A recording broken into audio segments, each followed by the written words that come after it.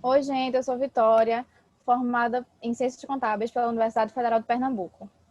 Olá, eu sou Claudio Nô, sou discente também do curso de Ciências Contábeis da Universidade Federal de Pernambuco.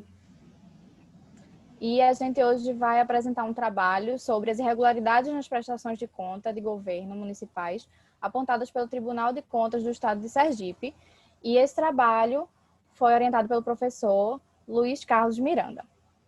Então, o objetivo do estudo da gente foi analisar uma amostra de relatórios do Tribunal de Contas e avaliar as irregularidades identificadas nos relatórios, com o intuito de proporcionar uma visão sobre o processo de prestação de contas, identificar as relações existentes entre características dos municípios e a ocorrência das irregularidades nesses municípios, até porque analisamos municípios grandes e pequenos, e identificar as irregularidades mais recorrentes.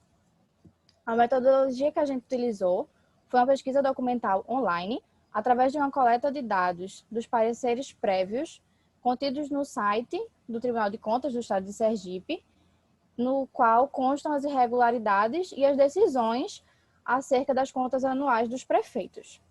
Tá? A amostra que a gente pegou, analisou, foram de 12 cidades, 12 municípios do estado, escolhidos aleatoriamente, o que representa aproximadamente 15%, e para cada município foram analisados 2 relatórios, o que totaliza 24 relatórios analisados. E aqui a gente traz a relação de municípios que a gente analisou e os relatórios que foram escolhidos, né? Então, sempre a gente priorizou o relatório mais antigo e o relatório mais recente disponível lá no site do Tribunal de Contas do Estado de Sergipe. E aí vamos apresentar os resultados da pesquisa. E aqui a gente traz as cidades, uma relação, né, das cidades e o período total que o tribunal gastou de tempo para poder tomar a decisão em relação às contas, né, se aprova, se rejeita ou se faz alguma ressalva em relação a essas contas. Então a gente vê que a soma de dias para essa decisão, ela é um período de tempo grande, chegando aí no relatório de 2002 de São Cristóvão a durar 5.544 dias para se definir sobre essas contas aí do estado de Sergipe. Também trazemos essa tabela com as decisões por exercício financeiro e a população do município, onde a gente faz a relação de todos os relatórios, se ele foi rejeitado, aprovado com ressalvas ou só aprovado, ou rejeitado com determinação. E também faz a relação com a população. E aqui vão ter todas as cidades analisadas e a gente fez algumas correlações, que foram em relação ao tamanho do município. Então, a gente vai ver que entre os municípios considerados pequenos, com a população abaixo de 10 mil habitantes, o índice de rejeição foi de 25%, de aprovação com ressalva 50% e de aprovação 25% também. Quando a gente vai para os municípios de médio porte, entre 10 e 49 mil habitantes, o índice de aprovação permanece o mesmo, mas há um aumento no índice de rejeição dessas contas. E quando chega nos municípios grandes, a partir de 50 mil habitantes, a gente não tem nenhuma rejeição, e aí todos os relatórios são aprovados, metade deles com ressalva e metade sem. Também fizemos uma correlação em relação ao período dessas prestações de contas. Então, as prestações de contas dos anos entre 1997 até 2007 tiveram um índice de aprovação de 58%, enquanto as mais recentes, entre 2008 a 2015, tiveram um índice de aprovação de apenas 8%.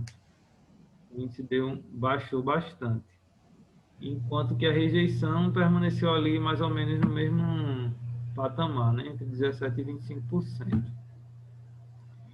E aqui a gente traz a quantidade de irregularidades apontadas pelo tribunal, né, pelas auditorias, nesses relatórios.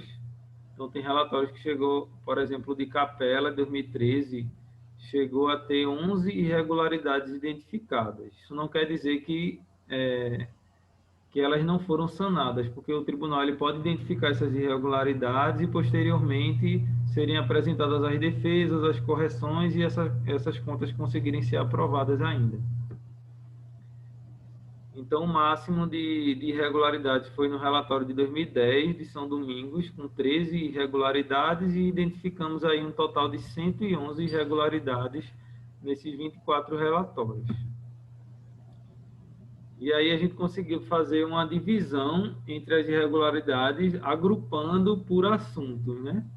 Então, temos que, em primeiro lugar, o que causou mais apontamentos do tribunal foram erros nas demonstrações, seja de cálculo, seja de divergência em relação ao documento comprobatório. Ele inclui um valor que não está batendo com a nota fiscal que foi apresentada, ou então a ausência de um documento que comprove aquela informação. Então, foram 31 irregularidades desse tipo, totalizando 27%. Temos também a ausência, falha ou atraso na entrega de documentações obrigatórias.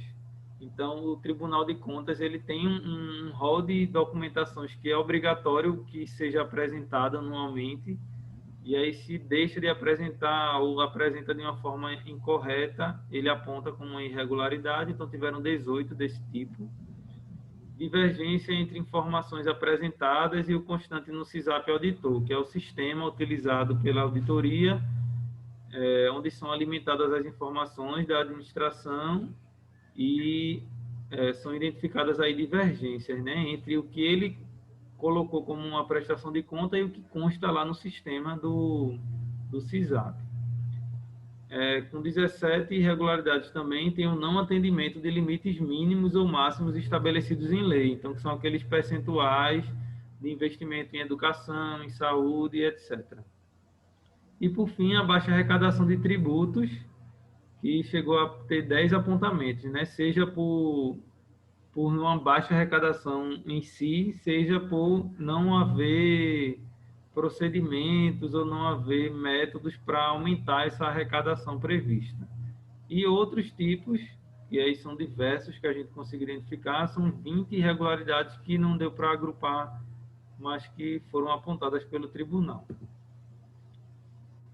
E aí, como eu falei, pode ser que as irregularidades sejam corrigidas ou não. Então, se elas não forem corrigidas, o tribunal vai rejeitar essas contas. Então, a gente pegou as irregularidades que levaram as contas a serem rejeitadas. Então, o que mais leva as contas a serem rejeitadas é o não atendimento de limites mínimos ou máximos estabelecidos em lei. Então, tem exemplos de não investimento, o percentual, não foi investido o percentual determinado, ou então se gastou muito com o pessoal do executivo, que a gente sabe que tem um limite máximo. E, em segundo lugar, segue os erros nas demonstrações, né? Então, são erros que impactam no resultado daquela demonstração. Então, levou-se à rejeição. Mesmo apresentando defesa, não conseguiu que as contas fossem aprovadas, né? Então, e segue a abertura de créditos suplementares, ausência ou falha na entrega de documentações, divergência no SISAP também, ou desequilíbrio das contas públicas. Então, com base nesses resultados, a gente percebeu que existe uma grande lentidão por parte do Tribunal de Contas para emitir os pareceres, né? E outro ponto a se observar também é que os municípios com mais de 50 mil habitantes tiveram maior aprovação nas suas contas. Aí a gente percebeu que provavelmente, por serem maiores, né, possuem mais assessoramento, conseguem apresentar os documentos, os demonstrativos de uma forma correta, né, sem muitos erros. E então, com isso, a gente conclui que a aplicação de conhecimento contábil ajuda muito na gestão, né, dos recursos públicos, e a contabilidade exerce um papel social muito importante na accountability no Brasil, porque quando a gente pensa em recurso público e em população, a gente quer o quê? Transparência, a gente quer saber para onde o dinheiro está indo, se está sendo bem empregado, e com isso a gente pode aumentar o nível de eficiência dos controles internos e externos e ter um maior aproveitamento dos recursos públicos. É isso. Obrigado pela atenção. É isso. Até mais.